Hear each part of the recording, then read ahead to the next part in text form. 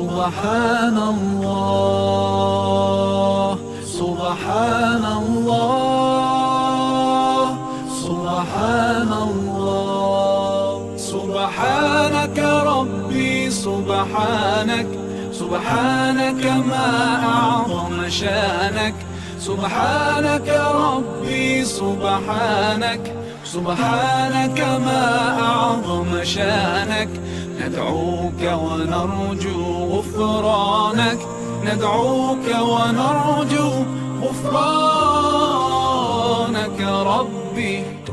As I travel through the earth, I can't help but notice the symphony I hear all around, from the smallest grain of sand to the faraway planets, to a flower putting roots in the ground, every bird in the sky, every rock and every raindrop sings as it falls from the clouds, every ant, every plant, every breeze and all the seas. They all sing سبحانك ربي سبحانك سبحانك ما أعظم شانك سبحانك ربي سبحانك سبحانك ما أعظم شانك. اعوذ باللہ من الشیطان الرجیم. بسم اللہ الرحمن الرحیم.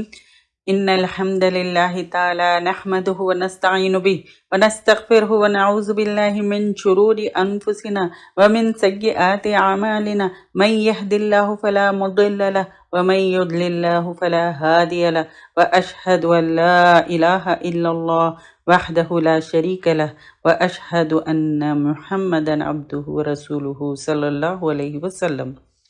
تمام تعریفیں اللہ کے لیے ہیں. ہم اس کی تعریف کرتے ہیں اور اس سے مدد اور معافی طلب کرتے ہیں. ہم پناہ مانگتے ہیں اللہ عز و جل کی خود کی برائیوں سے اور تمام برے کاموں سے.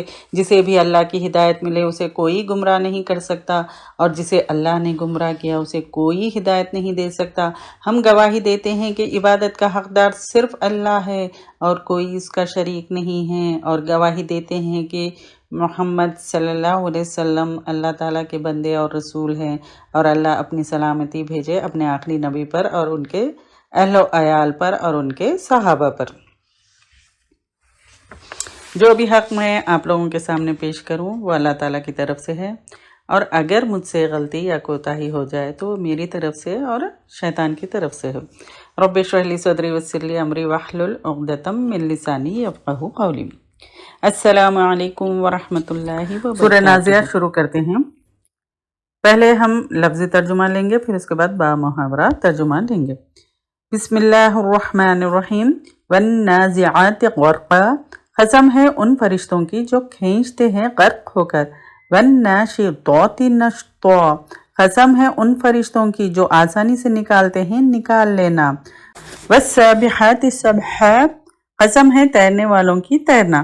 فالسابقات سبقا، پھر آگے بڑھنے والوں کی آگے بڑھنا. فالمدبرات امرا، پھر تدبیر کرنے والوں کی کام کی. یوم ترجف الراجفہ، جس دن کانپے گی کانپنے والی. تتبعها الرادفہ، پیچھے آئے گی اس کے پیچھے آنے والی.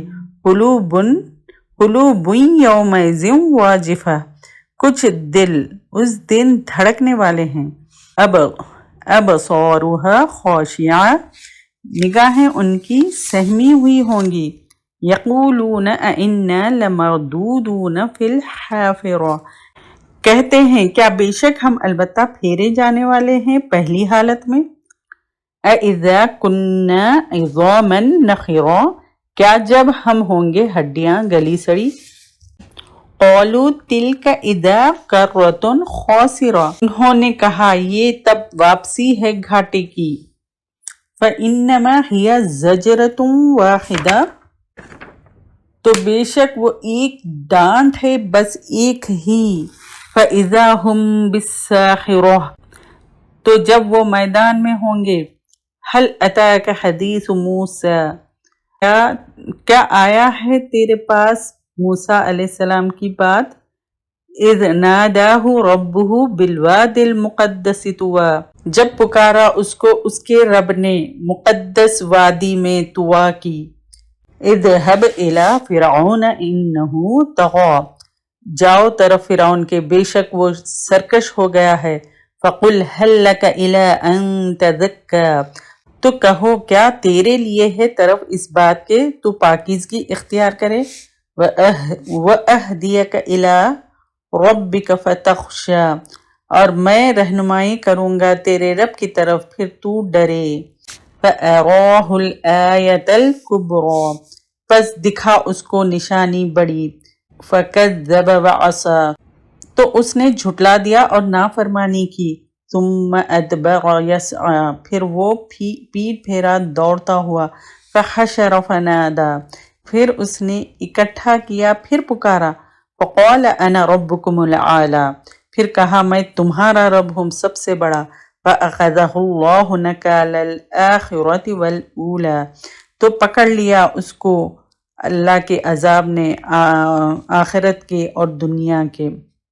ان فی ذلک لعبرۃ لمن یخشی، یقیناً اس میں البتہ ایک عبرت ہے واسطے اس کے جو ڈرتا ہو.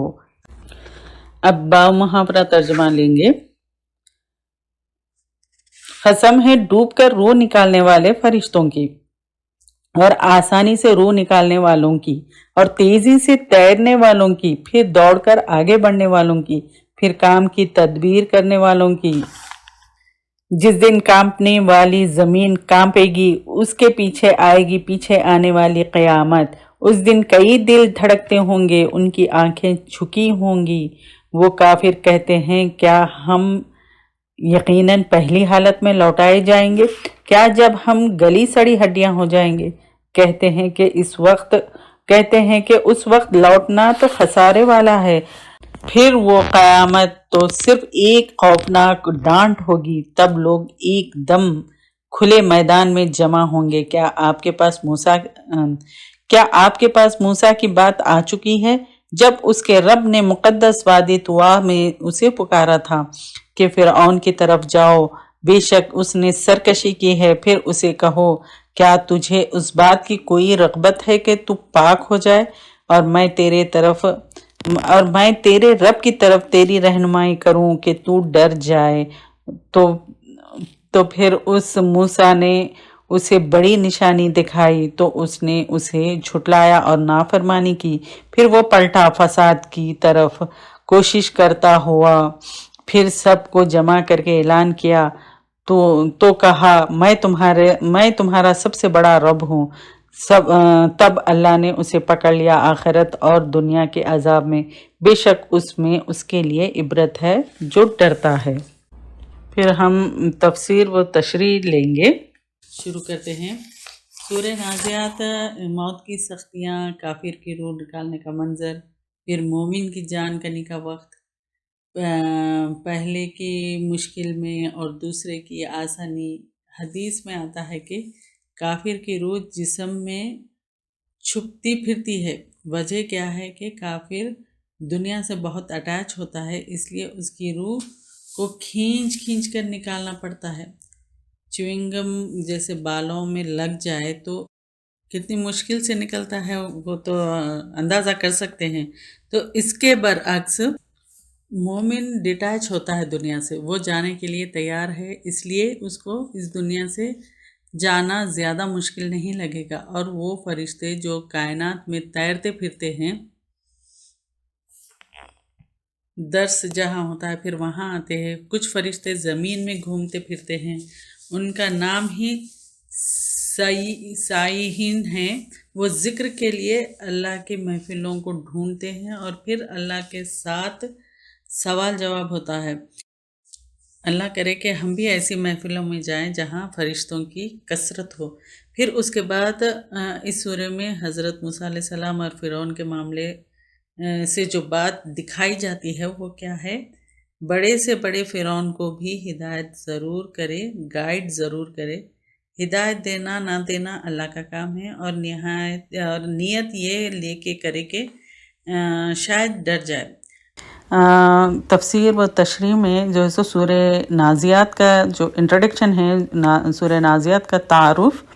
اس سورہ مبارکہ کا پہلا لفظ النازعات ہی اس کا علامتی نام ہیں، اور اس صورت میں قیامت اور حشر کے جو ہے سو دلائل ہے۔ رسول اللہ صلی اللہ علیہ وسلم کی دعوت پر لبیک کہنے والوں کے لیے ہمیشہ کی خوشخبری اور انکار کرنے والوں کے برے انجام کا تذکرہ کیا گیا ہے، اور اس میں موسیٰ علیہ السلام اور ظالم فرعون کا مختصر تذکرہ بھی ہے۔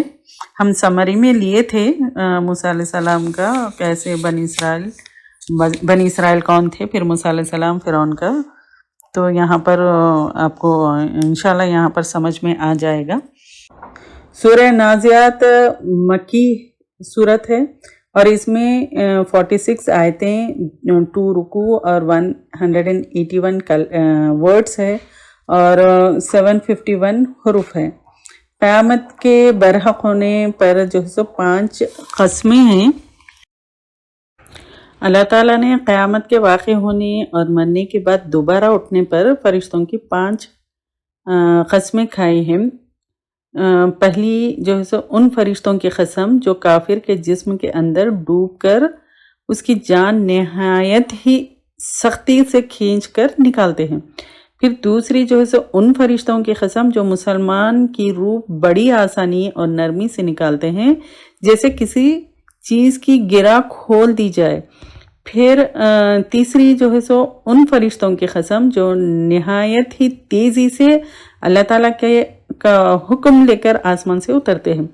پھر چوتھی ان فرشتوں کی قسم جو اللہ تعالیٰ کی وحی انبیاء علیہ السلام تک سبق رفتاری سے پہنچاتے ہیں تاکہ شیطان کو ان کی کوئی سنگن نہ ملے۔ اور 5ویں جو ہے سو ان فرشتوں کی قسم جو حکم الہی کے مطابق ہر کام کا انتظام کرتے ہیں۔ نازعات غرقا یعنی قسم ہے ڈوب کر روح نکالنے والوں کی، سے مراد فرشتے ہیں جو اس وقت ڈوب جاتے ہیں جب وہ انسان کی روحیں قبض کرتے ہیں۔ کچھ لوگوں کی جو روحیں وہ بہت مشکل سے نکالتے ہیں، انہیں نکالنے کے لیے وہ ان کے جسموں میں ڈوب جاتے ہیں، اور کچھ لوگوں کی روحیں بہت آسانی سے قبض کر لیتے ہیں، گویا انہوں نے بند کھول دیے ہوں، یعنی یہی معنی ہے وَالنَّاشِطَاتِ نَشْطًا، اور آسانی سے روح نکالنے والوں کی۔ وَالسَّابِحَاتِ سَبْحًا، اور تیزی سے تیرنے والوں کی قسم۔ وَالسَّابِقَاتِ سَبْقًا، پھر دوڑ کر آگے بڑھنے والوں کی۔ فَالْمُدَبِّرَاتِ أَمْرًا، پھر کام کی تدبیر کرنے والوں کی۔ اللہ تعالیٰ نے فرشتوں کی یہ جو 5 قسمیں کھانے کے بعد یہ حقیقت واضح فرمائی کہ دیکھو فرشتے جس اللہ کے حکم سے روح قبض کرتے ہیں نہایت ہی تیزی سے کائنات میں نقل و حرکت کرتے ہیں اور کائنات کے معاملات کی تدبیر کرتے ہیں۔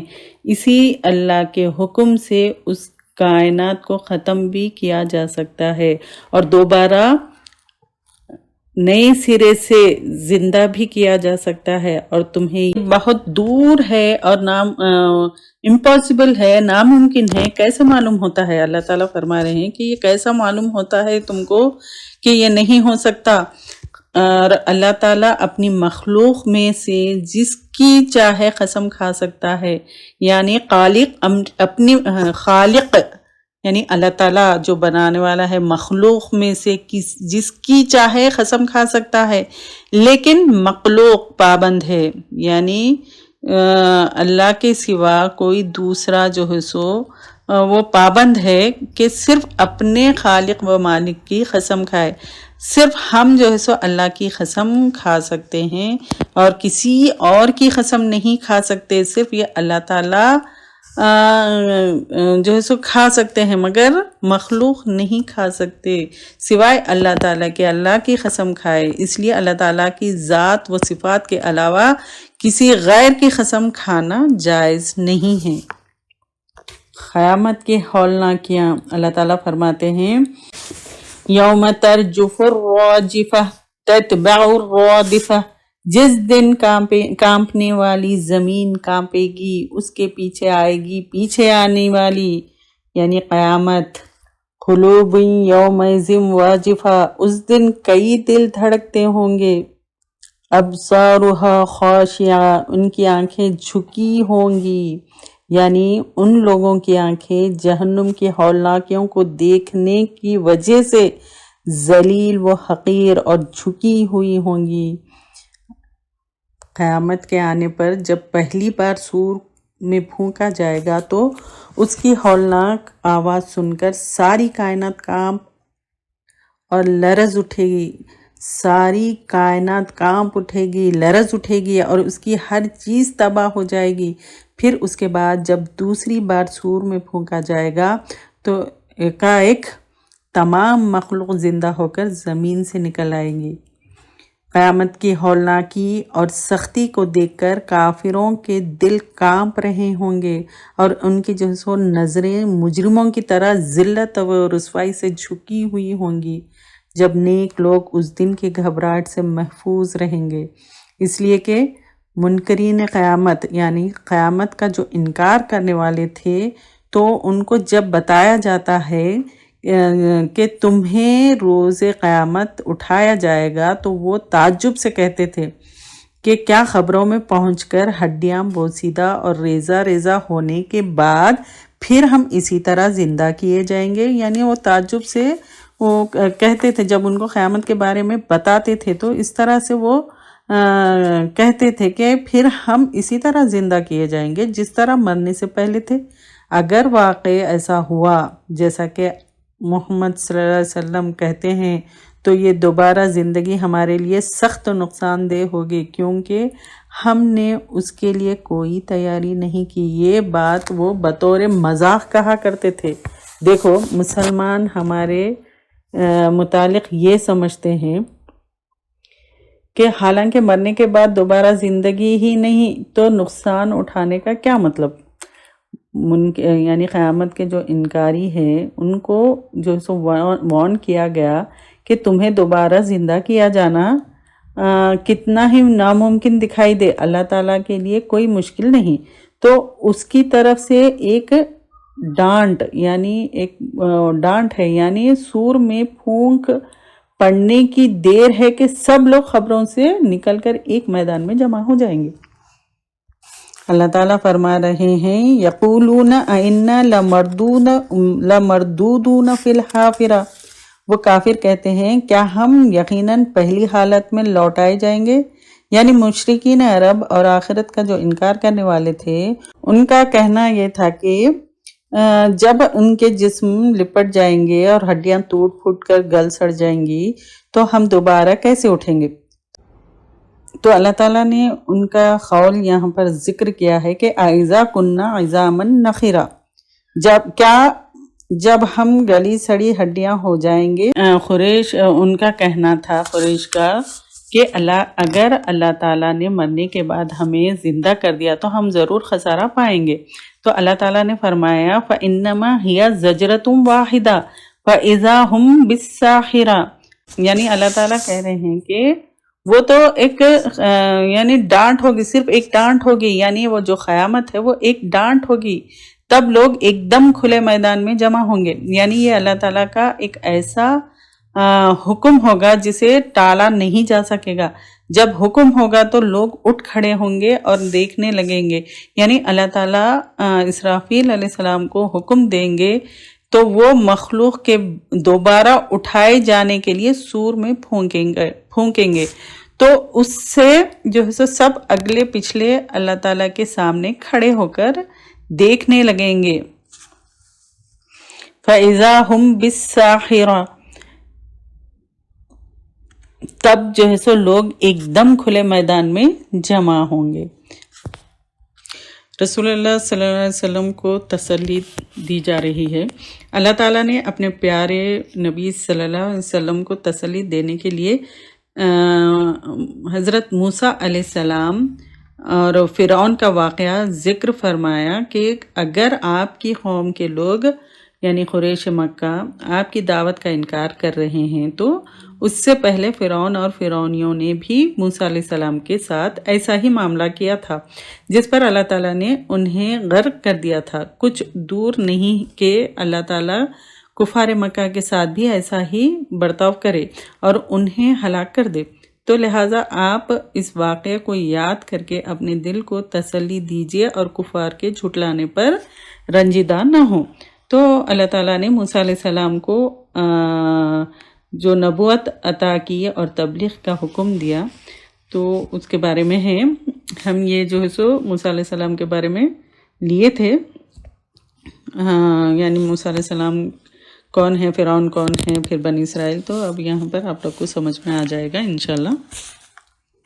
اس واقعے میں، اس قصے میں موسیٰ علیہ السلام کے ڈرنے والوں کے لیے عبرت ہے۔ اللہ تعالیٰ اپنے رسول حضرت محمد صلی اللہ علیہ وسلم کو اپنے بندے اور رسول حضرت موسیٰ علیہ السلام کے بارے میں بتا رہے ہیں کہ اللہ تعالیٰ نے انہیں فرعون کی طرف بھیجا اور معجزات کے ساتھ ان کی مدد فرمائی، لیکن پھر بھی فرعونیوں نے اپنی سرکشی اور کفر پر ڈٹے رہے، یہاں تک کہ اللہ تعالیٰ نے اسے اس طرح اپنے عذاب کی گرفت میں لے لیا جس طرح کوئی غالب اور قدرت رکھنے والا بادشاہ گرفت میں لیتا ہے، یعنی کوئی بادشاہ جیسے گرفت میں لے لیتا ہے، ویسے اللہ تعالیٰ نے اسی طرح اس شخص کا انجام بھی ایسا ہی ہوگا جو آپ کی مخالفت کرے گا اور آپ کے لائے ہوئے دین اور شریعت کی تکذیب کرے گا، یعنی جھٹلائے گا۔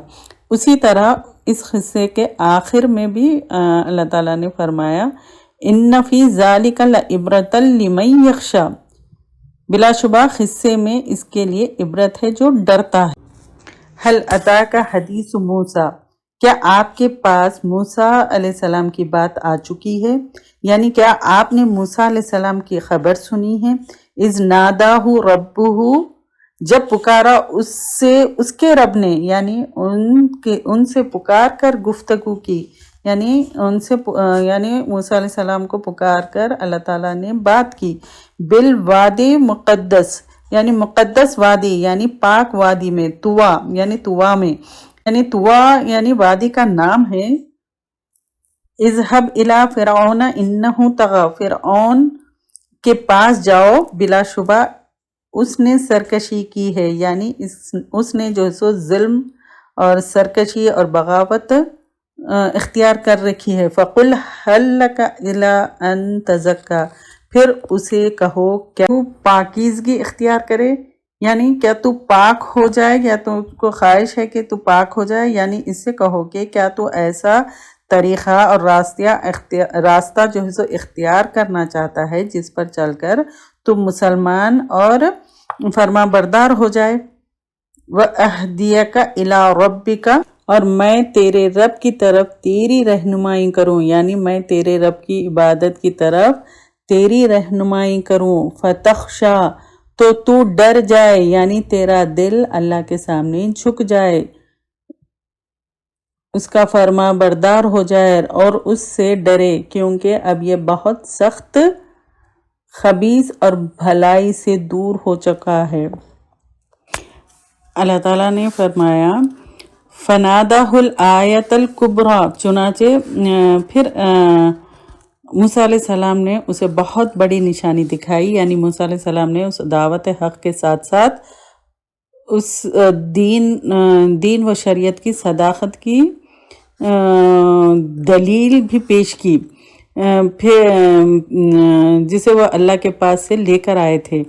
فَكَذَّبَ وَعَصَىٰ، تو اس نے جھٹلا دیا اور نافرمانی کی، یعنی فرعون نے حق کی تکذیب کی، جھٹلا دیا، اور موسیٰ علیہ السلام نے اسے اللہ کی اطاعت کا جو حکم دیا تھا اس نے مخالفت کی۔ ثُمَّ أَدْبَرَ يَسْعَىٰ، پھر وہ پلٹا، یعنی فساد کی طرف کوشش کرتا ہوا پلٹا، یعنی حق کا باطل سے مقابلہ کرنے لگا، اور وہ ایسے کہ اس نے جو ہے سو جادوگروں کو جمع کیا تاکہ وہ موسیٰ علیہ السلام کے لائے ہوئے روشن اور واضح معجزات کا مقابلہ کرے۔ فحشر فنادا، پھر اس نے لوگوں کو اکٹھا کیا، پھر پکارا، یعنی اپنی قوم کو پکارا۔ فقال انا ربکم الاعلی، تو کہا میں تمہارا رب، سب سے بڑا رب ہوں۔ پھر اللہ تعالیٰ فرماتے ہیں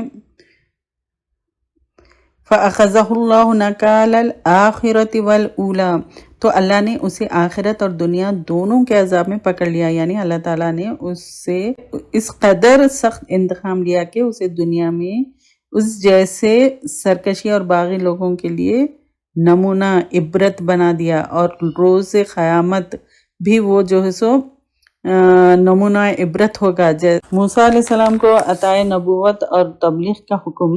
موسیٰ علیہ السلام مدین سے واپسی پر آگ کی تلاش میں کوہ طور پر پہنچ گئے تو وہاں ایک درخت کی اوٹ سے اللہ تعالیٰ نے موسیٰ علیہ السلام سے کلام فرمایا، اور انہوں نے نبوت و رسالت سے نوازتے ہوئے فرمایا کہ اے موسیٰ، میں ہی اللہ ہوں، میرے سوا کوئی برحق معبود نہیں، لہٰذا تم میری ہی عبادت کرو۔ مصر کا جو بادشاہ تھا فرعون، اس کے پاس جاؤ، اس نے سرکشی کی راہ اختیار کر لی ہے، اسرائیل کو اپنا غلام بنا رکھا ہے، وہ ان کے بیٹے ذبح کرتا اور بیٹیوں کو زندہ رکھتا تھا۔ تو اسے نرمی کے ساتھ، تو اللہ تعالیٰ فرما رہے ہیں کہ اسے نرمی کے ساتھ میرا پیغام پہنچاؤ، موسیٰ علیہ السلام سے کہا، تو پھر شاید وہ تمہاری نصیحت قبول کر کے مجھ سے ڈر جائے۔ تو اللہ تعالیٰ کو تو معلوم ہی تھا کہ اس نے ایمان نہیں لانا، اس میں داعی کو سبق دینا مقصود تھا، یعنی اللہ تعالیٰ کو معلوم تھا فرعون تو ایمان لانے والا نہیں ہے، لیکن اللہ تعالیٰ کو یہ سبق سکھانا تھا، یہ مقصد تھا کہ وہ ہمیشہ دعوت و اصلاح کی کوشش کرتا رہے۔ اور حضرت موسیٰ علیہ السلام نے محبت بھرے انداز میں فرعون کو دعوت پہنچائی، پھر اور دلیل کے ذریعے سے سمجھایا، لیکن یہ محبت بھرا انداز جابر اور متکبر جو بادشاہ کے دل کو نرم کرنے میں کامیاب نہ ہو سکا۔ تب موسیٰ علیہ السلام نے اسے 2 معجزے دکھائے، لاٹھی کا سانپ بننا اور چمکتا ہوا ہاتھ، جب گریبان میں ڈالتے تو چمکتا ہوا ہاتھ نکلتا تھا۔ موسیٰ علیہ السلام لے کر آئے اور جو معجزات دکھائے، اور فرعون پر اس کا کوئی اثر نہ ہوا اور وہ نافرمانی اور مخالفت پہ اتر آیا۔ اس نے ایمان و اطاعت سے روگردانی ہی نہیں کی، بلکہ زمین میں فساد پھیلانے اور موسیٰ علیہ السلام کا مقابلہ کرنے کی بھی کوشش کی۔ پھر اس نے کیا کیا، جادوگروں کو جمع کر کے ان کا مقابلہ حضرت موسیٰ علیہ السلام سے کرایا، تاکہ موسیٰ علیہ السلام کو جھوٹا ثابت کیا جا سکے۔ تو لہٰذا فرعون کے حکم پر جب ساری قوم جمع ہو گئی اور جادوگر بھی آ گئے، تو فرعون نے ہٹ درمی اور انتہائی جہالت کا مظاہرہ کرتے ہوئے یہ اعلان کیا کہ سب سے بڑا رب تو میں ہوں۔ پھر تو فرعون کا انجام کیا ہوا؟ حضرت موسیٰ علیہ السلام فرعون کے ظلم سے تنگ آ کر جب اللہ تعالیٰ کے حکم سے بنی اسرائیل کو راتوں رات مصر سے لے کر نکل گئے، تو فرعون نے اپنی فوج کے ساتھ ان کا پیچھا کیا۔ پھر آخرکار اللہ تعالیٰ نے اسے اور اس کی فوج کو دریا میں غرق کر دیا اور اسے دنیا میں آئندہ آنے والے نافرمانوں کے لیے نشانی اور عبرت بنا دیا۔ دنیا میں آگ کا عذاب اس پر مسلط کر دیا اور اس کے علاوہ ہے جو آخرت میں ہوگا۔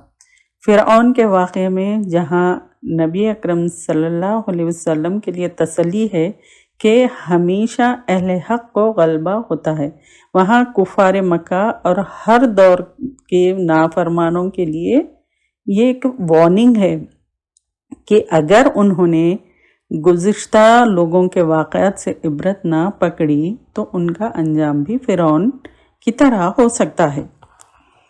تو آئیے آیت مبارکہ کی یہ آیتوں کی جو حکمتیں ہیں اور اس کے جو تقاضے ہیں وہ دیکھتے ہیں۔ اللہ تعالیٰ جس چیز کو چاہتا ہے قسم کھاتا ہے، جیسے اس سبق میں فرشتوں کی قسم کھائی، جس سے مقصد کیا تھا؟ قیامت کے برحق ہونے اور اس کی اہمیت و عظمت کو واضح کرنا ہے۔ لیکن ہمیں صرف اللہ تعالیٰ کی قسم کھانے کی اجازت ہے، کسی دوسرے کی نہیں۔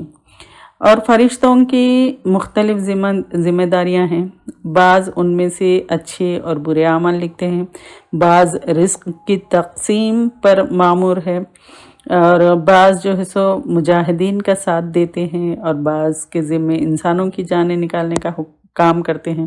پھر اور ایک چیز، پہلی مرتبہ سور میں پھونکے جانے سے ساری کائنات لرز اٹھے گی اور ہر چیز فنا ہو جائے گی۔ پھر دوسری بار جب سور میں پھونکے جانے سے سب لوگ زندہ ہو کر خبروں سے نکل آئیں گے۔ پھر قیامت کی ہولناکیاں بڑی سخت ہیں۔ اس دن زمین کانپ رہی ہوگی، دلوں پر دہشت طاری ہوگی اور مجرموں کی آنکھیں ذلت و رسوائی سے جھکی ہوئی ہوں گی۔ اور جو دعویٰ کرتے ہیں دائی ہے، تو جو بھی حق کی دعوت دیتا ہے تو اس کو چاہیے کہ وہ لوگوں کو انتہائی نرمی اور لطافت کے ساتھ اللہ تعالیٰ کی بندگی اور اطاعت کی طرف بلائیں۔ جب کسی شخص کا ظلم انتہا کو پہنچ جائے تو وہ رب تعالیٰ کے غضب سے بچ نہیں سکتا۔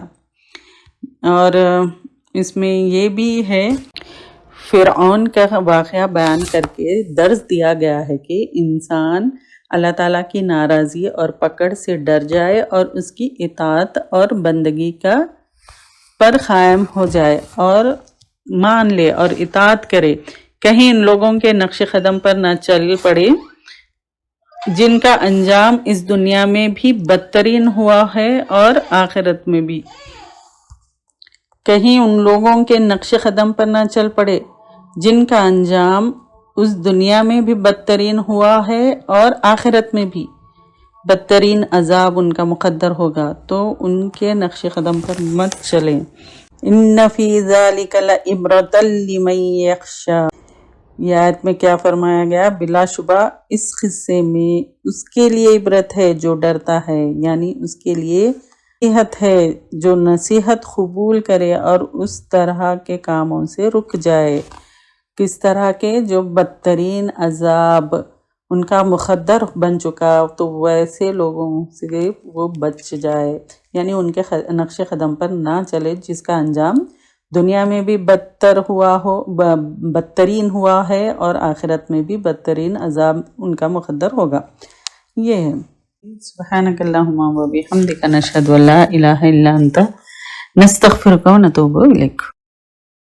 اللهم اهدنا فيمن هديت وعافنا فيمن عافيت وتولنا فيمن توليت وبارك لنا فيما أعطيت وقنا شر ما قضيت إنك تقضي ولا يقضى عليك إنه لا يذل من واليت ولا يعز من عاديت تباركت ربنا وتعاليت